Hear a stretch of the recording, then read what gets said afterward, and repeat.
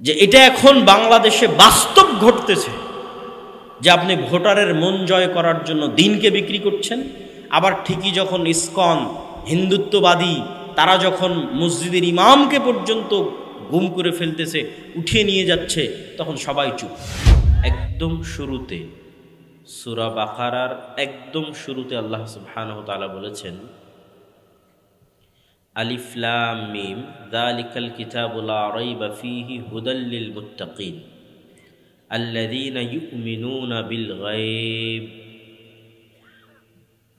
আমি আল্লাহ এই কিতাব অবতীর্ণ করছি, যে কিতাবের মধ্যে সন্দেহের বিন্দুমাত্র অবকাশ নেই, আর এই কিতাব মুত্তাকিদের জন্য পথ প্রদর্শনকারী, হেদায়েতের আলোকবর্তিকা, হেদায়েতের মাধ্যম। আর মুত্তাকি তারাই যাদের এক নাম্বার গুণ ইউমিনুনা বিল গায়ব, তারা গায়েবে বিশ্বাস রাখে। গায়েব শব্দের অর্থ হচ্ছে অদৃশ্য, যা চোখে দেখা যায় না। তাহলে ঈমান বিল গায়েব শব্দের অর্থ হচ্ছে এমন কিছুর উপর বিশ্বাস স্থাপন করা যা পৃথিবীর কোনো মাধ্যমে দেখা সম্ভব নয়, না চোখে দেখা সম্ভব, না সায়েন্স অ্যান্ড টেকনোলজি দিয়ে দেখা সম্ভব। হ্যাঁ, অনুভব করা যেতে পারে, ফিল করা যেতে পারে, আন্ডারস্ট্যান্ড বুঝা যেতে পারে, চিন্তা এবং গবেষণা এবং ফিকির করে বুঝা যেতে পারে, কিন্তু সরাসরি দেখা সম্ভব নয়। ঈমান বিল গায়েব, অদৃশ্যের উপর বিশ্বাস। অদৃশ্যের উপর বিশ্বাস কেন জরুরি? বর্তমান বাংলাদেশে বিশেষত আমি গত 1-1.5-2 বছর যে আলোচনা করেছি, সে আলোচনাগুলোর সারমর্ম ছিল, যেগুলো ঘুরে ফিরে মাঝে মধ্যে এখনও বলি, যে আলোচনাগুলোর সারমর্ম ছিল ন্যায়পরায়ণতা, সত্যবাদিতা, মুসলমানদের সাথে বানু ইসরাইলদের মিলে যাওয়া, বানু ইসরাইলদের বিশাল ঘটনা আল্লাহ কোরআনে কেন বলেছেন সেগুলো থেকে মুসলমানদের শিক্ষা। গত আমার 1-1.5 বছরের আলোচনা দেখলে এগুলোই পাওয়া যাবে। আর 5ই আগস্ট পরবর্তী যখন বিভিন্ন ঘরানার, বিভিন্ন দল এবং মতের ইসলামপন্থী যারা, তাদের সাথে উঠা বসা, চলাফেরা, কথাবার্তা, বিভিন্ন প্রোগ্রামে একত্রিত হওয়া, এগুলোর যখন আল্লাহ সুবহানাহু ওয়া তাআলা সুযোগ দিলেন, তখন আমি আরেকটা জিনিস অনুভব করলাম, যে মুসলমানদের ঈমান বিল গায়েব দুর্বল হয়ে গেছে। হয়তো আমারও মজবুত ছিল না ঈমান বিল গায়েব, বা হয়তো এখনও সেই পর্যায়ে নাই যে পর্যায়ে থাকা উচিত। আমি বলছি মানে আমি পরিপূর্ণ বিশ্বাস করি সেটিও বলছি না, কেন ওমর রাদিয়াল্লাহু তাআলা আনহু এত শক্ত ঈমানদার হওয়ার পরও নিজের মুনাফিক হওয়া নিয়ে ভয় পেতেন। হুযায়ফা ইবনুল ইয়ামান রাদিয়াল্লাহু তাআলা আনহুকে তিনি বারবার জিজ্ঞাসা করতেন যে মুনাফিকদের যে লিস্ট আল্লাহর নবী তোমাকে দিয়েছে, কেন হুযায়ফা রাদিয়াল্লাহু তাআলা আনহু ছিলেন সিররুন নবী সাল্লাল্লাহু আলাইহি ওয়াসাল্লাম, সাহিবুস সির, রাসূল সাল্লাল্লাহু আলাইহি সাল্লামের গোয়েন্দা ডিপার্টমেন্টের অন্যতম একজন দায়িত্বশীল, যার সাথে তিনি অনেক গোপন কথা, যা অনেক অন্যজনের সাথে শেয়ার করতেন না, সেগুলো তার সাথে শেয়ার করতেন। ফলত মুনাফিকদের, রাসূল সাল্লাল্লাহু আলাইহি ওয়াসাল্লাম যাদের মুনাফিক মনে করতেন, তাদের তালিকা হুযায়ফার কাছে দেওয়া ছিল। তো ওমর রাদিয়াল্লাহু তাআলা আনহু নিজের এত মজবুত ঈমানদার হওয়ার পরও তিনি সন্দেহ করতেন যে আমি মুনাফিক কিনা। হুযায়ফার কাছে জানতে চাইতেন যে আল্লাহর নবীকে আমাকে কখনো মুনাফিক হিসেবে উল্লেখ করেছে কিনা তোমার কাছে। তো ফলত আমি বলছি, তার মানে আমার ঈমান খুব ভালো, এটি বোঝানো উদ্দেশ্য নয়, বরং আমাদের বাস্তব চিত্র তুলে ধরা উদ্দেশ্য। যে আমার রিয়েলাইজেশনে মনে হয়েছে যে মুসলমানদের ঈমান বিল গায়েব তলানিতে গিয়ে ঠেকেছে। কেননা বর্তমান পৃথিবীটা হচ্ছে বস্তুবাদী সেকুলার পৃথিবী।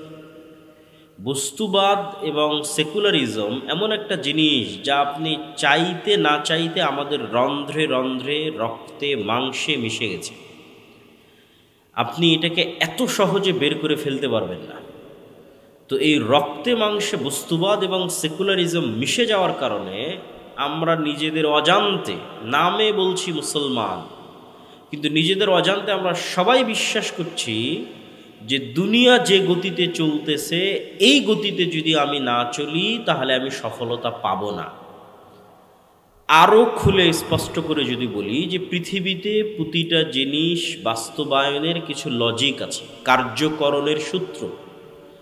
যেমন আপনি এই মাইকটা ঠিক করে দিলেন, আমি মাইক দিয়ে কথা বলতেছি, আওয়াজ হচ্ছে, সবাই জানে কোথায় চাপ দিলে মাইক অন হবে আর কিভাবে কথা বলতে হবে। ক্যামেরাগুলো চলতেছে, মোবাইলগুলো চলতেছে, সবগুলো নিজ নিজ ফাংশন অনুযায়ী কাজ করতেছে।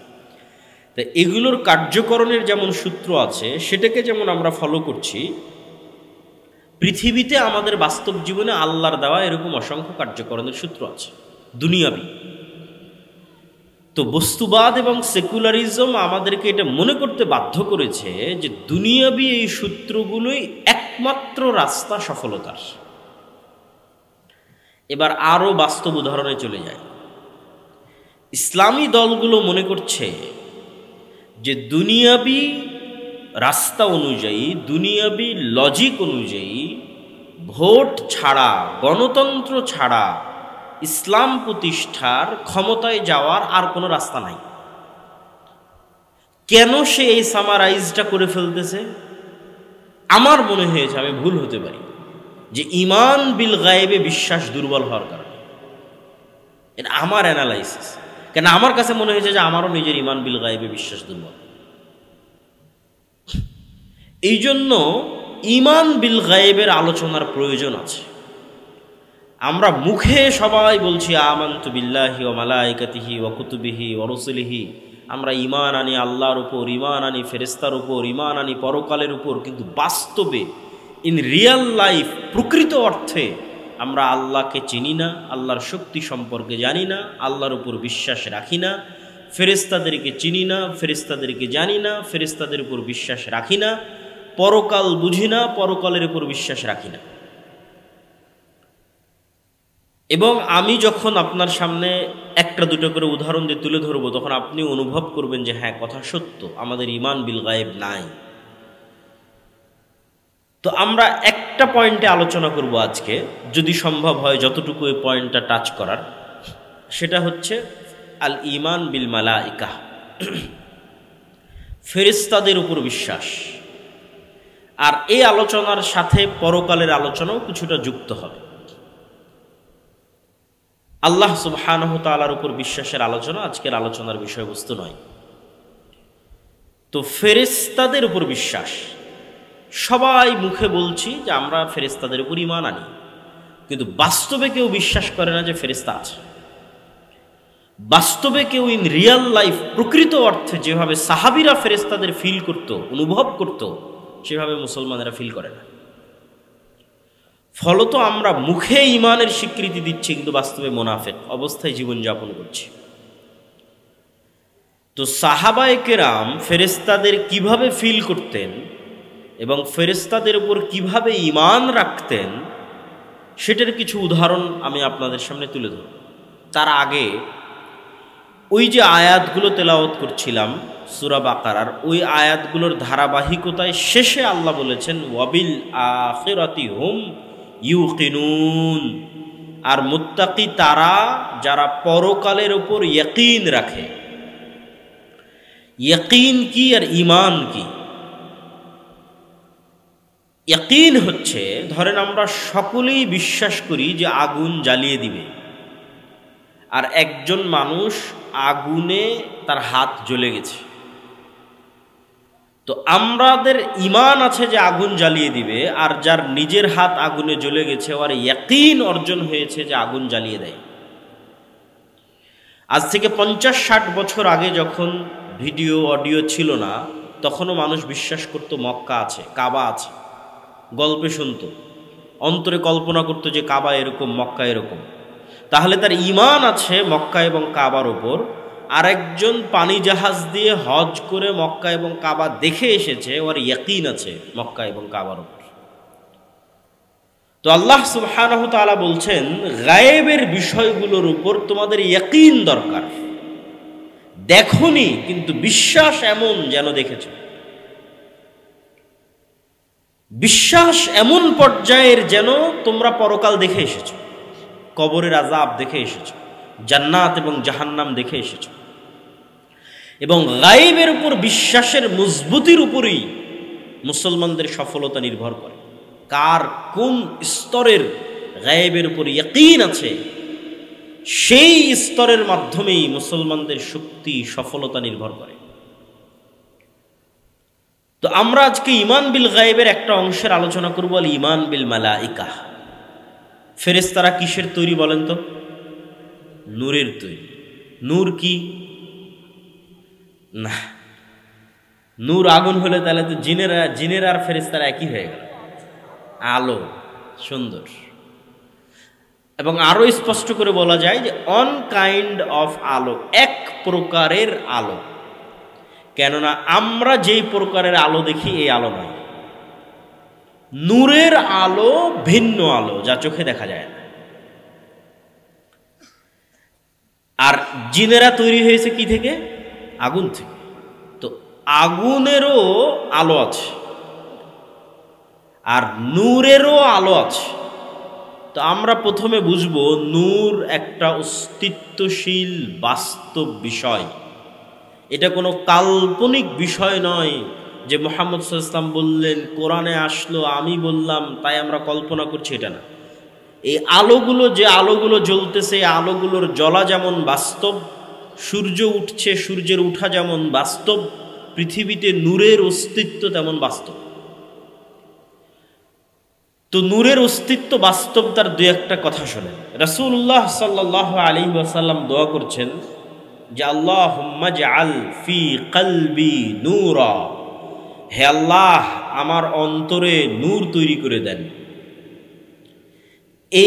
এই দোয়াটা অনেক লম্বা, যেখানে তিনি এভাবে বলতে থেকেছেন যে ওয়াফি সামঈ নূরা ওয়াফি বাসারি নূরা, আমার কানে নূর তৈরি করে দেন, আমার চোখে নূর তৈরি করে দেন, অমিন ফাওকি নূরা, আমার উপরে নূর তৈরি করে দেন, তাহতি নূরা, আমার নিচে নূর তৈরি করে দেন, আমামি নূরা, সামনে নূর তৈরি করে দেন, পিছনে নূর তৈরি করে দেন, এবং আমার নূরকে বাড়িয়ে দেন, এবং আমার নফসে নূর তৈরি করে দেন। তো এই একটা দোয়া যেটা রাসূল সাল্লাল্লাহু আলাইহি ওয়াসাল্লাম আল্লাহর কাছে চাচ্ছেন যে আল্লাহ, আপনি জিনিসটা একটু বুঝার চেষ্টা করেন, যে আপনি বলতেছেন আমার চোখের পাওয়ার কমে গেছে, আমার চোখের পাওয়ার বাড়াতে হবে। তাহলে এটা একটা বাস্তব জিনিস যে চোখের পাওয়ার কমে বাড়ে। আমি কানে কম শুনতেছি, আমার কানে একটা মেশিন লাগাতে হবে যেন আমি কানে বেশি শুনতে পাই। তার মানে এটা একটা বাস্তব জিনিস, কানে কম শোনা বেশি শোনা। ঠিক ওই লেভেলে রাসূল সাল্লাল্লাহু আলাইহি ওয়াসাল্লাম বলতেছে আমার চোখে নূর লাগবে, আমার কানে নূর লাগবে, আমার অন্তরে নূর লাগবে। ঠিক আমরা খাবারের মাধ্যমে ভিটামিন সংগ্রহ করি, এটা যেমন বাস্তব, আমরা খাবারের মাধ্যমে শক্তি সংগ্রহ করি, এটা যেমন বাস্তব, অন্তরে নূর তৈরি হওয়া তেমন বাস্তব। কানে এবং চোখে নূর তৈরি হওয়া তেমন বাস্তব। নূর একটা জিনিস, অস্তিত্বশীল জিনিস, যা তৈরি হয়। ঠিক কানে এবং চোখে যেমন পাওয়ার তৈরি হচ্ছে, চশমা লাগাচ্ছেন পাওয়ার তৈরি করার জন্য, বাস্তব। এই রকম বাস্তব এবং সত্য নূর। রাসূলুল্লাহ সাল্লাল্লাহু আলাইহি ওয়াসাল্লাম আরেক হাদিসে বলছেন যে সমগ্র আসমান এবং জমিন যে আলো, এই আলোর মূল উৎস হচ্ছে আল্লাহ সুবহানাহু তাআলার চেহারার পর্দা, নূর, হিজাব ওয়াজহি। আল্লাহ সুবহানাহু তাআলার চেহারা ঢাকা আছে নূর দিয়ে। লাউ কাশাফাহু, যদি এই নূর সরিয়ে নেওয়া হতো, তাহলে আল্লাহ সুবহানাহু তাআলার চেহারার তাজাল্লিতে আসমান এবং জমিন জ্বলে পুড়ে ছারখার হয়ে যেত। তাহলে নূর আল্লাহ সুবহানাহু তাআলার চেহারার পর্দা, যেটা দিয়ে আল্লাহ সুবহানাহু তাআলার চেহারা ঢাকা আছে। এবং সলুহা আলাইহি আমরুদ দুনিয়া ওয়াল আখিরাহ, এবং আসমান এবং জমিনের সকল কিছু পরিচালিত হচ্ছে, নির্ভরশীল হয়ে আছে, কানেক্টেড হয়ে আছে নূরের মাধ্যমে, সম্পৃক্ত হয়ে আছে নূরের মাধ্যমে। তাহলে নূরের আরো একটা বিষয় বোঝা গেল যে নূর এতটা অস্তিত্বশীল যে সমগ্র পৃথিবী, আসমান জমিন এবং সৃষ্টি জীব এবং আল্লাহ সুবহানাহু তাআলার মাঝে পর্দা হিসেবে আছে নূর। এবং কোরআনের বহু আয়াতে আল্লাহ সুবহানাহু তাআলা, যেগুলো বিস্তারিত আজকে আয়াত ধরে ধরে আপনাদের সামনে পড়ছি না, কিন্তু আমার যে বই সামনে আসতেছে সেই বইয়ে সেগুলো সব আয়াত উল্লেখ করা আছে, যেখানে আল্লাহ সুবহানাহু ওয়া তাআলা কোরআনকে নূর বলছেন, যেখানে আল্লাহ সুবহানাহু ওয়া তাআলা তার ওয়াহী, তার কিতাবকে নূর বলছেন, তার দ্বীনকে নূর বলছেন। যে আল্লাহ সুবহানাহু ওয়া তাআলার নূরকে যারা নিভাতে চায় তারা কখনোই আল্লাহ সুবহানাহু ওয়া তাআলার নূরকে নিভাতে পারবে না। তিনি মুতিম্মু নূরি, তার নূরকে তিনি পূর্ণ করেই ছাড়বেন। ওয়ালাউ কারিহাল কাফিরুন ওয়ালাউ কারিহাল মুশরিকুন, যদিও কাফের এবং মুশরিকরা অপছন্দ করে, সেই নূর হচ্ছে ইসলাম, সেই নূর হচ্ছে কোরআন। এগুলোকে আল্লাহ সুবহানাহু ওয়া তাআলা নূর বলেছেন। এবার নূর যখন আপনি বুঝলেন যে নূর একটা বাস্তব জিনিস, এখন আরেকটু আমরা গভীরে আরো অনুভব করি যে নূর যদি এত বাস্তব হয় তো চোখে দেখা যায় না কেন, বিজ্ঞান ধরতে পারে না কেন, সায়েন্স অ্যান্ড টেকনোলজিতে বের করা যায় না কেন যে নূর আছে পৃথিবীতে। নূর আমার অন্তরে তৈরি হচ্ছে, আমার অন্তরে নূর নাই, অন্তর মারা গেছে। কি দিয়ে, কোন যন্ত্র দিয়ে পরীক্ষা করব? আমার চোখের পাওয়ার কমে যাচ্ছে, এটা মাপার যন্ত্র আছে, কিন্তু আমার অন্তরে নূর নাই, মারা গেছে, এটা মাপার আমার যন্ত্র কোথায়? অতএব আমি বাস্তবে অনুভব করতে চাই নূর আছে। তাহলে দুটো উদাহরণ দিয়ে আমরা এখান থেকে সামনের দিকে এগিয়ে যাব। আমাদের আলোচনার বিষয় ফেরেশতাদের প্রতি ঈমান। ফেরেশতারা কিসের তৈরি? নূরের তৈরি। আমরা বুঝবো যে নূর আছে পৃথিবীতে, আমাদের আশেপাশে সব জায়গায় নূর আছে, আমরা দেখতে পাচ্ছি না। তো চলেন এবার দেখতে পাচ্ছি না তাহলে কেন আছে। এক নাম্বার উদাহরণ, বিজ্ঞানীরা বলছে যে কুকুরের ঘ্রাণ শক্তি মানুষের ঘ্রাণ শক্তির চাইতে 10,000 গুণ বেশি। 1 গুণ 2 গুণ 100 গুণ 200 গুণ নয়, কুকুরের ঘ্রাণ শক্তি মানুষের চাইতে 10,000 গুণ বেশি। আমরা আপনাকে যেভাবে দেখছি, আপনারা আমাকে যেভাবে দেখছেন, আমাদের পাশে থাকা আর একটা সৃষ্টিজীব কুকুর আমাদের সেভাবে দেখে না। আরো খুলে বলি, আগে যখন সাদা কালো টিভি ছিল তখন একটা মানুষের চেহারা যেমন দেখা যেত, রঙিন টিভিতে সেই চেহারা ভিন্ন দেখা যায়। তো আমি এখন আপনাকে যেমন দেখছি, যেই কালারে দেখছি, যে আকার আকৃতিতে দেখছি, কুকুর আমাদের সেই কালার, সেই আকার আকৃতিতে দেখে না। কেন? আমরা 3D মাত্রায় দেখতে পাই, অন্য সব প্রাণী ওইভাবে 3D মাত্রায় দেখে না। তাহলে কুকুর চিনে কিভাবে? কুকুর চিনে ঘ্রাণে। চেহারা দেখে নয় যে এটা আব্দুল্লাহ, ওটা আমার মালিক, ওটা আমার মনিব। ঘ্রাণ দিয়ে চিনে ফেলে। মানুষ যাচ্ছে, মানুষ আসছে, ঘ্রাণ দিয়ে। তো কুকুর এমনও, তথা পৃথিবীতে এমনও জিনিস আছে যা আমার নাক নিতে পারবে না, তার চাইতে 10,000 গুণ সূক্ষ্ম লেভেলে নিচে নেমে গেলে 10,000 গুণ, তথা আমার নাক যেই লেভেলের ঘ্রাণ নেবে তার চাইতেও 10,000 গুণ নিচে নেমে গেলেও কোনো একটা জিনিসের ঘ্রাণ আছে, কিন্তু আমি বুঝতে পারতেছি না, কুকুর বুঝতে পারতেছে ওই জিনিসের ঘ্রাণ আছে। ধরেন এই মাইকটার একটা ঘ্রাণ আছে, আমি টানলেও বুঝতে পারতেছি না। তো পৃথিবীতে এমনও ঘ্রাণ আছে যেই ঘ্রাণ আমি অনুভব করতে পারি না। 10,000 গুণ নিচ পর্যন্ত আমি অনুভব করতে পারি না, কিন্তু কুকুর পায়। 2 নাম্বার, এখন পর্যন্ত মানুষ এমন কোনো যন্ত্র আবিষ্কার করতে পারেনি যে যন্ত্রটা কুকুরের মতো ঘ্রাণ নিতে পারবে। তাহলে সায়েন্স অ্যান্ড টেকনোলজি এক পাশে, মানুষের নিজের নাকের ঘ্রাণ শক্তি এক পাশে, দুটো মিলিয়ে পৃথিবীতে এমন হাজারো জিনিস আছে যার ঘ্রাণ আছে, কিন্তু মানুষের কোনো মাধ্যম নাই ওটা জানার যে ওটার ঘ্রাণ আছে কিনা। পৃথিবীতে ওই জিনিসের ঘ্রাণ অস্তিত্বশীল, কিন্তু মানুষের কোনো জানার মাধ্যম নেই ওর ঘ্রাণ আছে কিনা, না মানুষের তৈরি যন্ত্রের, না মানুষের নাকের।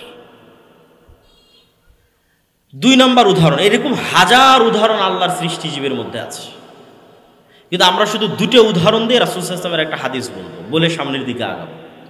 2 নাম্বার উদাহরণ হচ্ছে, মানুষ যেই লেভেলের শুনে তার চাইতে সূক্ষ্ম লেভেলে, কয়েক শতগুণ সূক্ষ্ম লেভেলে হাতি শুনতে পায়। তথা পৃথিবীতে এমনও আওয়াজ আছে যে আওয়াজ আমরা শুনতে পাই না, আমাদের তৈরি করা কোনো যন্ত্রও শুনতে পায় না, অথচ আওয়াজ আছে। আওয়াজ নাই, আমি শুনতে পাচ্ছি না তার মানে আওয়াজ নাই, এটা ডাহা মিথ্যা কথা। আমি নাক দিয়ে ঘ্রাণ নিতে পারতেছি না তার মানে এই জিনিসটার কোনো ঘ্রাণ নাই, এটা মিথ্যা কথা। আমি শুনতে পাচ্ছি না এই জন্য কবরে আযাব হচ্ছে না, এটা মিথ্যা কথা। কবরে আযাব হচ্ছে, কিন্তু ওই আওয়াজের যেই সূক্ষ্মতা, ওই সূক্ষ্মতা ধারণ করার মতো শক্তি আমার কানের নাই, পৃথিবীর কোনো যন্ত্রেরও নাই। কিন্তু কিছু কিছু প্রাণীকে আল্লাহ ওই সূক্ষ্মতা দিয়েছে। এবার চলে রাসূল সাল্লাল্লাহু আলাইহি ওয়াসাল্লামের হাদিসে। রাসূল সাল্লাল্লাহু আলাইহি ওয়াসাল্লামের হাদিস বলছে যে ফেরেশতাদের নূর যেই লেভেলের আলো, যেই প্রকারের আলো, আর জিন এবং শয়তানের আগুন যেই লেভেলের আলো, ওই লেভেলের আলো মানুষের যেমন দেখার সক্ষমতা নাই, মানুষের তৈরি করা যন্ত্রের যেমন ধারণ করার সক্ষমতা নাই, কিন্তু আল্লাহর তৈরি করা কিছু সৃষ্টিজীবের আছে। রাসূল সাল্লাল্লাহু আলাইহি ওয়াসাল্লাম বলে দিয়েছেন যে জিন শয়তানের লেভেলের আলো দেখার সক্ষমতা কুকুরের আছে, আর ফেরেশতা লেভেলের আলো, নূর লেভেলের আলো দেখার সক্ষমতা মোরগের আছে। তাহলে নূর পৃথিবীতে অস্তিত্বশীল না অস্তিত্বশীল নয়? বলেন, নূর পৃথিবীতে আছে না নাই? আমাদের আশেপাশে এখন আছে না নাই? আছে। আমি বুঝতে পারছি না, দেখতে পাচ্ছি না, তার মানে না, এটা ভুয়া কথা। অসংখ্য জিনিস এরকম যেটা আমরা পাই। তারপরে এটা শেষ উদাহরণ, নূর প্রমাণ করতে গিয়ে শেষ উদাহরণ। যদিও এটা ওই উদাহরণ নয় যে যন্ত্র ধরতে পারতেছে না, যন্ত্র ধরতে পারছে কিন্তু আমরা চোখে দেখি না। সেটা কি? সেটা হচ্ছে আপনি রিমোট দিয়ে এসি অন করতেছেন, ওই রিমোট থেকে একটা আলো বের হয়ে এসিতে গিয়ে লাগতেছে, আলো দিয়ে এসি অন হচ্ছে, আলোতে এসি অফ হচ্ছে। ওই আলো আপনি দেখেন না, কিন্তু যন্ত্র ওই আলো ধারণ করে, আলোর ওয়েভ।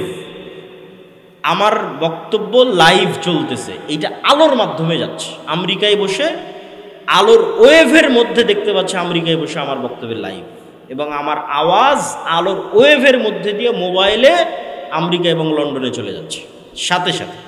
আলোর গতি এত দ্রুত যে সাথে সাথে চলে যাচ্ছে, অথচ যেই ওয়েভ ব্যবহার করে আমার এই কথা চলে যাচ্ছে মোবাইলের মাধ্যমে, লাইটের মাধ্যমে, এসির রিমোট ব্যবহার করে অন অফ হচ্ছে, এগুলো আমরা কেউ চোখে দেখি না, কিন্তু আছে। এই আলো অস্তিত্বশীল, এই ওয়েভ অস্তিত্বশীল। কিন্তু সবচেয়ে আশ্চর্য বিষয় হচ্ছে, রাত দিন আমি ফোনে কথা বলতেছি, রাত দিন আমি মোবাইলে মানুষের লাইভ দেখতেছি, আর আমি আবার মনে করতেছি কি যে আল্লাহ সুবহানাহু ওয়া তাআলা আমার কথা শুনছেন না। এটা হলো সবচেয়ে আশ্চর্য, যে আমার এখানে বলা কথা আমেরিকায় বসে মানুষ শুনতে পারতেছে মানুষের তৈরি করা যন্ত্র দিয়ে সাথে সাথে, আর আমার কথা আল্লাহ শুনছেন না। অথচ যে ওয়েভ ব্যবহার করে মানুষ শুনতেছে, এই আলোর মধ্যে এই ওয়েভ, এই কথা ধারণ করার ক্ষমতা কে দিয়েছে? আল্লাহ দিয়েছে। এই জন্য আল্লাহকে বলা হয়েছে বাদিউস সামাওয়াতি ওয়াল আরজ। আল্লাহ সুবহানাহু ওয়া তাআলা শূন্য থেকে সৃষ্টি করেন, মানুষ বাদি' নয়। মানুষ কোনো কিছুই শূন্য থেকে তৈরি করতে পারে না, আগে থেকেই আল্লাহ রেখেছেন, মানুষ ব্যবহার করে। ব্যবহার করা জানতো না। আল্লাহ সুবহানাহু ওয়া তাআলা যদি ন্যূনতম ভারসাম্য এদিক ওদিক করে দেন, তাহলে মানুষ আর ব্যবহার করতে পারবে না। তথা আলোর ওয়েভের মধ্যে ভারসাম্য ন্যূনতম পরিবর্তন হয়ে গেলে আমার আওয়াজও যাবে না, লাইভও হবে না, কথাও শোনা যাবে না, বিমানও উঠতে পারবে না যদি আমাদের উপরের যে আবহাওয়ার স্তর আছে সেটার মধ্যে কোনো পরিবর্তন হয়।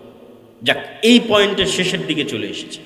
তাহলে নূর অস্তিত্বশীল, আল্লাহ হচ্ছেন নূরুস সামাওয়াতি ওয়াল আরজ, আসমান এবং জমিনের নূর, এবং নূর থেকেই সৃষ্টি হচ্ছে ফেরেশতা। আর ফেরেশতার উপর ঈমান মানে কেমন লেভেলের ঈমান? এবার আসেন রাসূল সাল্লাল্লাহু আলাইহি ওয়াসাল্লামের যুগের কিছু উদাহরণ। রাসূল সাল্লাল্লাহু আলাইহি ওয়াসাল্লামের যুগের কিছু উদাহরণ।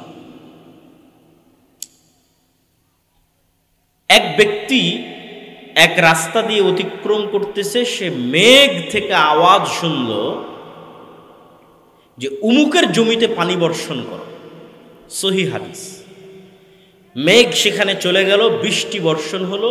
ওই বৃষ্টি এবং পানির নালা ধরে সেই ব্যক্তি এগিয়ে গিয়ে ওই ব্যক্তিকে জিজ্ঞেস করছে, ভাই তোমার নাম কি? তো সে যে নাম বলছে ওই নাম সে মেঘে শুনেছে। 2 নম্বর হাদিস, রাসূলুল্লাহ সাল্লাল্লাহু আলাইহি ওয়াসাল্লাম খন্দকের যুদ্ধ শেষ করে ঘরে ঢুকেছেন এবং গোসল করেছেন। আয়েশা রাদিয়াল্লাহু তাআলা আনহা বলছেন, তো জিবরাইল এসে রাসূল সাল্লাল্লাহু আলাইহি ওয়াসাল্লামকে বলছে যে আপনি অস্ত্র রেখে দিয়েছেন, আমরা অস্ত্র রাখিনি। কেন? তোমরা কেন অস্ত্র রাখনি? তো বলে, খন্দকের যুদ্ধের সময় মদিনার মধ্যে অবস্থান করা বানু কোরাইজা, বানু কায়নুকা, বানু নাজির 3টা ইহুদি গোত্র আল্লাহর নবীর সাথে গাদ্দারি করেছে। এদেরকে মদিনা থেকে বের করে দিতে হবে, শাস্তি দিতে হবে, এই জন্য আমরা অস্ত্র রাখিনি। আপনি এবং আপনার সাহাবীরা অস্ত্র নিয়ে রওনা দেন। এবার আনাস রাদিয়াল্লাহু তাআলা আনহু বলছে, আল্লাহর নবীর নির্দেশে আমরা পুনরায় বানু কোরাইজা, বানু কায়নুকা, বানু নাজির গোত্রের দিকে রওনা দেওয়া শুরু করলাম। তো আমরা দেখছি আমাদের পৌঁছার আগেই ইহুদি গোত্রের অলিগলিতে ধুলা উঠতেছে। তো কিসের ধুলা? আমাদের আগেই জিব্রাইলের বাহিনী, ঘোড় সওয়ার জিব্রাইলের বাহিনী সেখানে পৌঁছে যাওয়ায় জিব্রাইলের বাহিনীর পদাঘাতে ধুলা উঠতেছে। বলেন আল্লাহু আকবার। আনাস রাদিয়াল্লাহু তাআলা আনহু বলতেছে, উহুদের যুদ্ধে হানজালা রাদিয়াল্লাহু তাআলা আনহু নামে একজন সাহাবী মারা গেছে, শহীদ হয়েছে। তিনি বাসর ঘর থেকে বের হয়ে গিয়ে শহীদ হয়েছে। তার স্ত্রীর দেওয়া সংবাদের কারণে সাহাবীরা চাচ্ছে তাকে গোসল দিবে। রাসূল সাল্লাল্লাহু আলাইহি ওয়াসাল্লাম বলছেন, তাগসিলুহুল মালায়েকা, হানজালাকে গোসল দেওয়ার দরকার নাই, ফেরেশতারা অলরেডি তাকে গোসল দিয়ে দিয়েছে। বদরের যুদ্ধে আব্দুর রহমান বিন আউফ রাদিয়াল্লাহু তাআলা আনহু বলছেন যে আমার দুই পাশে 2 জন ব্যক্তি ঘোড়ায় যুদ্ধ করতেছে, সাদা ধবধবে কাপড় পরিধান করে, যাদেরকে মদিনাতে আমি আগে কোনোদিন দেখিনি, পরে কোনোদিন দেখিনি। রাসূল সাল্লাল্লাহু আলাইহি ওয়াসাল্লামকে গিয়ে যখন আমি জানালাম এই ঘটনা, আল্লাহর নবী বললেন তারা 2 জন ছিল জিবরাইল এবং মিকাইল।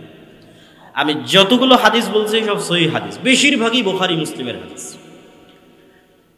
উহুদের যুদ্ধে রাসূল সাল্লাল্লাহু আলাইহি ওয়াসাল্লামের এক সাহাবী একজন মুশরিককে তাড়া করতেছে। তাড়া করতে গিয়ে সে একটা অদৃশ্য আওয়াজ শুনলো, আকদিম হাইজুম, দ্রুত এগিয়ে চলো হে হাইজুম। তো দ্রুত ওই মুশরিকের উপর আক্রমণ করতে গিয়ে সাহাবী দেখছেন তার আক্রমণের আগেই মুশরিক উল্টে পড়ে আছে এবং তার আহত জায়গা থেকে, ক্ষত স্থান থেকে রক্ত বের হচ্ছে। এই ঘটনা সাহাবী রাসূলুল্লাহ সাল্লাল্লাহু আলাইহি ওয়াসাল্লামকে শোনালেন। আল্লাহর নবী বললেন এটি ছিল 3য় আসমান থেকে আসা ফেরেশতা। আল্লাহু আকবার। ফেরেশতাদের ঘটনা রাসূল সাল্লাল্লাহু আলাইহি ওয়াসাল্লামের জীবদ্দশায় সাহাবীদের বাস্তবে চোখে দেখা অসংখ্য, অগণিত, বলতে বলতে শেষ করা যাবে না, এত বেশি। আর এগুলো শুধু হাদিস থেকে নয়, স্বয়ং আল্লাহ সুবহানাহু ওয়া তাআলা পবিত্র কোরআনের সূরা আলে ইমরানে, সূরা নেসায় আল্লাহর নবীর সহযোগিতায় বদরে, উহুদে, খন্দকে, হুনাইনে 1000, 3000, 5000 করে ফেরেশতা তিনি অবতীর্ণ করেছেন। তার স্পষ্ট ঘোষণা পবিত্র কোরআনে আল্লাহ সুবহানাহু ওয়া তাআলা দিয়েছেন যে বদর, উহুদ, খন্দক, হুনাইনে 1000, 3000, 5000 করে ফেরেশতা অবতীর্ণ হয়েছে। রাসূলুল্লাহ সাল্লাল্লাহু আলাইহি ওয়াসাল্লাম একদিন মসজিদে নববীতে বসে আছেন। এরকম গুটি কয়েক সাহাবীদের জামাতও বসে আছে। একজন অপরিচিত ব্যক্তি মসজিদে নববীতে প্রবেশ করলো। চুল উস্কো খুস্কো নয়, সফরের কোনো আলামত নাই, চিনাও যায় না। এই সফর আজকের বিমানের যুগের সফর নয়, এই সফর মরুভূমির সফর। তো কোনো আলামত নাই সফরের। ওমর রাদিয়াল্লাহু তাআলা আনহু বলছেন তাকে আমরা চিনিও না। আজকের 1400 বছর পরের মদিনা এত ছোট শহর যে এখনো মদিনার সব মানুষকে চেনা সম্ভব। আর আমরা যেই সময়ের হাদিস বলছি এইটা আজ থেকে 1400 বছর আগে, যখন সর্বোচ্চ 500 থেকে 600, 1000 মানুষ মদিনায় বসবাস করে, সবাই সবাইকে চেনে।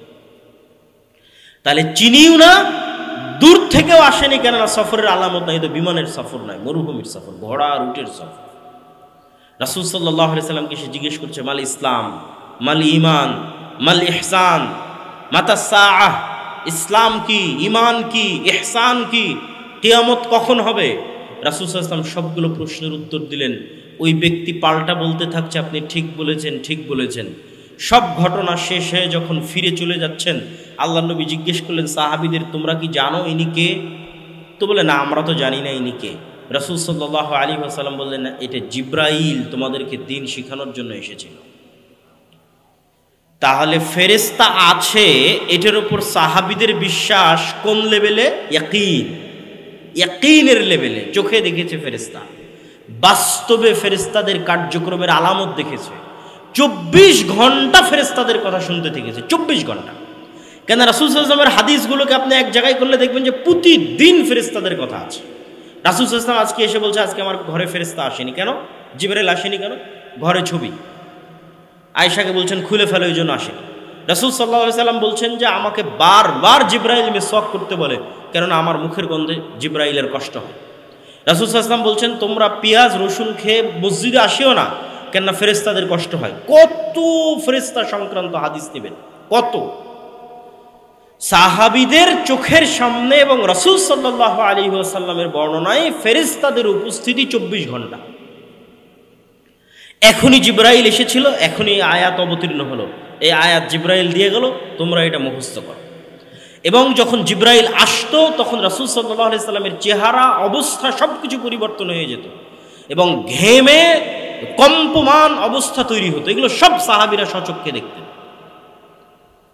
তাহলে তাদের বিশ্বাস যে ফেরেশতা আছে সেটা কোন লেভেলের, আর আমার আর আপনার বিশ্বাস যে আমাদের দুই কাঁধে ফেরেশতা আছে, লিখছে আমাদের আমলনামা, সেটা কোন লেভেলের। ফেরেশতা আমাদের সাহায্য করতে পারে, সেটা কোন লেভেলের। খালিদ বিন ওয়ালিদ যখন যুদ্ধের জন্য রওনা দিতেন তখন দুনিয়াবি অস্ত্রের উপর ভরসা থাকতো না আল্লাহর শক্তি সামর্থ্য? বদরে দেখেছে ফেরেশতা এসে সহযোগিতা করে, উহুদে দেখেছে ফেরেশতা এসে সহযোগিতা করে, খন্দকে দেখেছে ফেরেশতা এসে সহযোগিতা করে। তাহলে আর ঈমান কোন লেভেলের যে আমি যদি হকের উপর থাকি ফেরেশতা আসবেই। কিন্তু আমার ঈমানই নাই, তাহলে তো ভোটের মাধ্যমে ক্ষমতায় যেতে হবে। বোঝেননি? ঈমান, আল ঈমান বিল গায়ব নাই। আর কোরআনে বলা আছে সমগ্র বাংলাদেশের ক্ষমতা অর্জনের কথা নয়, সারা পৃথিবীর ক্ষমতা অর্জন করা সম্ভব। সারা পৃথিবীর ক্ষমতা অর্জন করা সম্ভব। শুধু একদল মানুষ দরকার যাদের ঈমান বিল গায়ব ইয়াকিনের লেভেলে, পরকালের জন্য কাজ করবে আল্লাহর সাহায্যের অপেক্ষায়, উইদাউট এনি কম্প্রোমাইজ, কোনো কম্প্রোমাইজ ছাড়া, কোনো ছাড় ছাড়া। কেন তাদের বিশ্বাসের স্তর ওই লেভেলের, ঈমান বিল গায়ব সাহাবীদের লেভেলের। যে ঈমান বিল গায়ব আল্লাহ মুসা আলাইহিস সালাতু ওয়াস সালামকে শিখিয়েছিলেন, মুসা আলাইহিস সালাতু ওয়াস সালামকে বাস্তবে হাতে কলমে আল্লাহ সুবহানাহু ওয়া তাআলা শিখিয়েছেন। আপনি বিশ্বাস করেন, আপনি বানু ইসরাইলের ঘটনা পড়ে দেখেন, ইতিহাস ঘেটে দেখেন, আজকের মুসলমানেরা আজকের আমেরিকা এবং ইসরায়েলের সামনে যতটা অসহায় এবং দুর্বল, মুসলমান বহু দূরের কথা, আজকের গাজার মানুষ আজকের আমেরিকা এবং ইসরায়েলের সামনে যত দুর্বল, তার চাইতে হাজার গুণ শতগুণ দুর্বল ছিল বানু ইসরাইলরা, তার চাইতে হাজার গুণ শতগুণ দুর্বল ছিল আল্লাহর নবী মুসা ফেরাউনের শক্তি সামর্থ্যের কাছে, ফেরাউনের ক্ষমতার কাছে। তাহলে মুসা কি দিয়ে বিজয় অর্জন করেছে? দুনিয়ার লজিক দিয়ে নয়, দুনিয়ার কার্যকরণের সূত্র দিয়ে মুসার বিজয় সম্ভব নয়। মুসা যদি চেষ্টা করে যে আমি দুনিয়াবি মাধ্যমে বিজয় অর্জন করব, তাহলে ফেরাউনের সাথে কম্প্রোমাইজ করতে হবে, কোনো রাস্তা নেই। মুসা যদি মনে করে আমি দুনিয়াবি মাধ্যমেই ফেরাউনের সামনে বিজয় অর্জন করব, তাহলে কম্প্রোমাইজ ছাড়া মুসার কোনো রাস্তা নাই। কেন? মুসা অসহায়, মুসা দুর্বল, কোনো ক্ষমতা নাই, কোনো সামর্থ্য নাই। তাহলে মুসা বিজয় অর্জন করেছে কি দিয়ে? আল ঈমান বিল গায়বের উপর ইয়াকিনের লেভেলের বিশ্বাস। কেন? মুসা জানে আল্লাহ কে, আল্লাহর শক্তি কি, আল্লাহর ক্ষমতা কি, আর এটাই আল্লাহ মুসাকে শিখিয়েছে। বলছে মুসা তোমার হাতে কি? তো লাঠি ছেড়ে দাও, সাপ হয়ে গেছে, আবার ধরো, লাঠি হয়ে গেছে। তাহলে দুনিয়ার লজিকে এটা লাঠি, আল্লাহ সুবহানাহু ওয়া তাআলা মুসাকে শিখাচ্ছেন দুনিয়ার মানুষ মনে করবে এটা লাঠি, কিন্তু আমার ক্ষমতা সেকেন্ডে আমি এটাকে সাপ পরিণত করে দিতে পারি। তাহলে বিশ্বাস রাখতে হবে তোমাকে কার ওপর? আল্লাহর ক্ষমতার উপর। এটা শিখো, প্র্যাকটিক্যাল লাইফে প্রতিদিন শিখো। এতদিন যাবৎ যেই লাঠি নিয়ে তুমি চলাফেরা করলা, যেই লাঠি দিয়ে তুমি পাতা পাড়তা, যেই লাঠি দিয়ে তুমি লাফ দিয়ে খাল পেরিয়ে যেতা, ওই লাঠিকে আল্লাহ সাপ বানিয়ে দিল। দেখো তোমার চোখের সামনে, তাহলে তোমার ভরসা দুনিয়ার লজিকের উপর নয়, কার ক্ষমতার উপর? আল্লাহর ক্ষমতার উপর। এটা মুসা আলাইহিস সালামকে প্র্যাকটিক্যালি আল্লাহ শিখিয়েছে। মুসা আলাইহিস সালাম প্র্যাকটিক্যালি এটাই শিখেছেন যে আমার আজীবন যেই লাঠি দিয়ে আমি চলাফেরা করতাম, সফর করতাম, ওই লাঠিকে আল্লাহ সেকেন্ডে সাফ করে দিচ্ছে। তাহলে এই আল্লাহর সহযোগিতা যদি আমার সাথে থাকে, যে কোনো কিছু হতে পারে। দুনিয়ার উপর ভরসা করে লাভ নাই, একমাত্র আল্লাহর উপরই ভরসা করতে, এটা উনি শিখেছেন। এবং জাদুকরেরা যে মুসা আলাইহিস সালাতু ওয়াস সালামের লাঠিকে সাপ হওয়া দেখে সিজদা দিল, ওইটার পিছনেও কারণ ছিল এটা যে জাদুকরেরাও কিন্তু তাদের দড়ি ছেড়েছিল, তাদের লাঠি ছেড়েছিল, ওগুলো কিন্তু সাপ হয়েছিল। হাজার হাজার টপ লেভেলের বড় বড় জাদুকর উপস্থিত হয়েছিল, যাদের হাতের লাঠি এবং দড়িও সাপে পরিণত হয়েছিল। যেই সাপ, হাজার হাজার সাপ দেখে মুসা আলাইহিস সালামও ভয় পেয়ে গেছিল। তো ওরা ওদের দড়িকে সাপ বানানোর পরও কেন সিজদা দিল? ওদের দড়িগুলো যে সাপ হয়েছিল, এটা ছিল চোখের ভেলকি, জাদুর সাপ, জাদু সত্য। আর মুসা আলাইহিস সালাতু ওয়াস সালামের লাঠি যে সাপ হয়েছিল, এটা জাদুর সাপ ছিল না, এটা একদম আস্ত জ্যান্ত পুকুরে নদীতে থাকা যে আল্লাহর সৃষ্টি যে জ্যান্ত সাপ, জাদুর নয়, একদম সেই জ্যান্ত সাপ হয়ে গেছিল মুসা আলাইহিস সালাতু ওয়াস সালামের লাঠি, যা ওদের সব সাপগুলোকে খেয়ে ফেলেছিল। জ্যান্ত আস্ত সাপ, এটা কোনো জাদুর সাপ নয়। তখন ওরা বুঝে গেছে এটা তো জাদু নয়, তো মহান আল্লাহর শক্তি, তখন সিজদা করেছে। তো মুসা আলাইহিস সালাতু ওয়াস সালামের এই লেভেলের ইয়াকিন ছিল আল্লাহর শক্তি এবং ক্ষমতার উপর। ফলত মুসা আলাইহিস সালামকে ফেরাউনের সাথে কোনোদিন কম্প্রোমাইজ করেছে? করে। মুসা আলাইহিস সালাতু ওয়াস সালাম এইটা জানতেন না যে তাকে বাঁচানোর জন্য আল্লাহ সমুদ্রের রাস্তা তৈরি করে দিবেন, কিন্তু এই ইয়াকিন ছিল যে আল্লাহ কিছু না কিছু করবে। তো আল্লাহ সুবহানাহু ওয়া তাআলা সমুদ্রের রাস্তা তৈরি করে দিয়েছে। তো মুসলমানদের ওই লেভেলের ইয়াকিন নাই। মুসলমানেরা মনে করে নিয়েছে যে বস্তুবাদী সব কিছু, সেকুলারিজমই সব কিছু, অতএব কম্প্রোমাইজ করে আমাদেরকে ক্ষমতায় যেতে। বরং ইমান ঠিক রেখে মজবুতভাবে কাজ করলে আল্লাহর সাহায্য যে আসতে পারে এই বিশ্বাস। কেন ফেরেশতার উপর বিশ্বাস নাই? কয়জন বিশ্বাস করে ফেরেশতার উপর? সবাই বুকে হাত দিয়ে বলুক যে সে বিশ্বাস করে ফেরেশতার উপর। অথচ ফেরেশতার অস্তিত্ব কত অস্তিত্বশীল, ফেরেশতার অস্তিত্ব যে আপনি জন্মের পর আপনার বাবাকে দেখেছেন, জন্মের পর আপনার মাকে দেখেছেন, এখন বয়স হয়ে গেছে আপনার ছেলেকে দেখছেন। তো আপনার ছেলের অস্তিত্ব যত সত্য আপনার কাছে, আপনার মা এবং পিতার অস্তিত্ব যত সত্য আপনার কাছে, তার চেয়ে বেশি সত্য আপনার সাথে ফেরেশতার অস্তিত্ব। কেন জানেন? আদম আলাইহিস সালাতু ওয়াস সালাম জন্মগ্রহণের পর তার বাপকেও দেখেনি, জন্মগ্রহণের পর তার সন্তানকেও দেখেনি। আদম আলাইহিস সালাতু ওয়াস সালাম সৃষ্টির পর তার স্ত্রীকেও দেখেনি। আদম আলাইহিস সালাতু ওয়াস সালাম সৃষ্টির পর সর্বপ্রথম ভিন্ন জগতের দুইটা প্রাণীকে দেখেছে, একটা জিন আর একটা ফেরেশতা। তা আমরা তো আদমেরই সন্তান, আমি মনে হয় বুঝাতে পারলাম না। তাহলে মানুষ দুনিয়াতে আসার আগে সবার আগে মানুষকে দেখেছে না সবার আগে কাকে দেখেছে? ফেরেশতার জিনকে দেখেছে, ফেরেশতার শয়তানকে দেখেছে। তাহলে আমরাও যখন মায়ের পেট থেকে জন্ম নিয়েছি, তখন আমাদের সাথে একটা ফেরেশতা আছে, একটা জিন আছে। এটা আমার মায়ের অস্তিত্বের চেয়ে বেশি সত্য, এটা আমার পিতার অস্তিত্বের চেয়ে বেশি সত্য। কিন্তু আমার আদি পিতা ইব্রাহিম সৃষ্টির পর সর্বপ্রথম ফেরেশতার জিন দেখেছে। কিন্তু এরা ভিন্ন জগতের প্রাণী, আমরা হচ্ছে 3D জগতের প্রাণী। আমাদের নিম্ন জগতের প্রাণী আছে, 2D জগতের প্রাণী, ওরা আমাদের মতো দেখে না। যেটা আমি বললাম, কুকুর আমাকে আমার মতো দেখে না, সাপ আমাকে আমার মতো দেখে না। আমার এই চেহারা যেই রকম, এইরকম সাপ দেখতে পারে না। ও 2D, মানে 2 ডাইমেনশনে বসবাস করে, সামান্য ভিন্ন স্টাইলে সে আমাদের চিনতে পারে। তো আমরা 3D, 4D, 5Dতে যদি কেউ থাকে আমরা দেখতে পাবো না, সম্ভব নয় আমাদের পক্ষে দেখা, ওই লেভেলে দেখা সম্ভব, কিন্তু পৃথিবীতে তাদের অস্তিত্ব আছে। আর পুরো কোরআন আল্লাহ সুবহানাহু ওয়া তাআলা শয়তান এবং ফেরেশতা দিয়ে পরিপূর্ণ করে রেখেছে। রাসূলুল্লাহ সাল্লাল্লাহু আলাইহি ওয়াসাল্লামের হাদিস শয়তান এবং ফেরেশতা দিয়ে পরিপূর্ণ।